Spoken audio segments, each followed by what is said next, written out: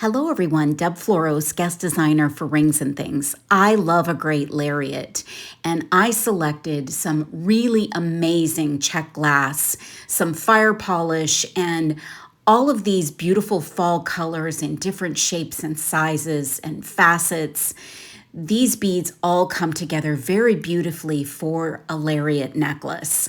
I used 19 strand beading wire and some seed beads in size 11 and size 15. And I'm going to go ahead and cut my stringing wire. I'm going to start with creating the back of the lariat, so I add a bead stopper to one end.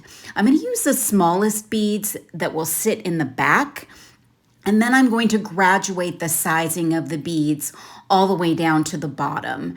So I add the seed beads as continuity throughout, and I start to string from one side to the other using bead stoppers.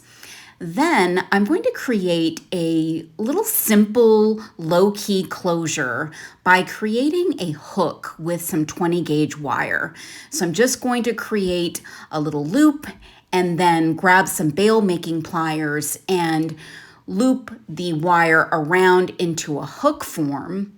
And then you're going to want to create a little bit of a coil at the other end. So it's a loop, but I bring it around maybe once or twice more so that then I can take that loop and string it directly onto my beading wire. So it then becomes a permanent closure.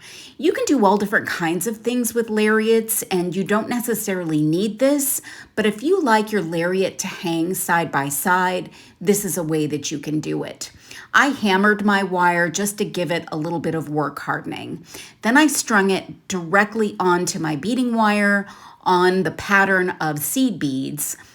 And then I get to the larger beads at the bottom, and I want to then create more of a pattern of the large beads that is color blocked. So I've kind of mixed the beads up to this point. Then I'm going to create 3 wire wrap loops of those beautiful, beautiful goldenrod beads. They're so gorgeous.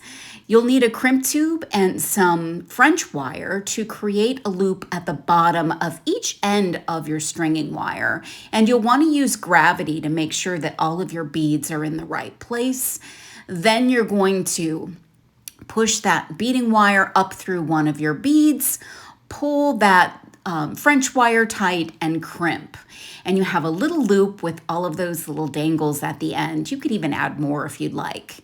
I added them to both ends, and now I have this really beautiful fall lariat that you can wear with just about anything. And that little hook closure, you can hook anywhere, and then you can press the hook around so that it tightens up and stays in place. You can actually leave that off if you'd like. I love how this came out. You can find all these pieces and parts and everything you need to make this piece at ringsandthings.com. Give it a try. I hope you'll enjoy making this piece, and thanks so much for watching.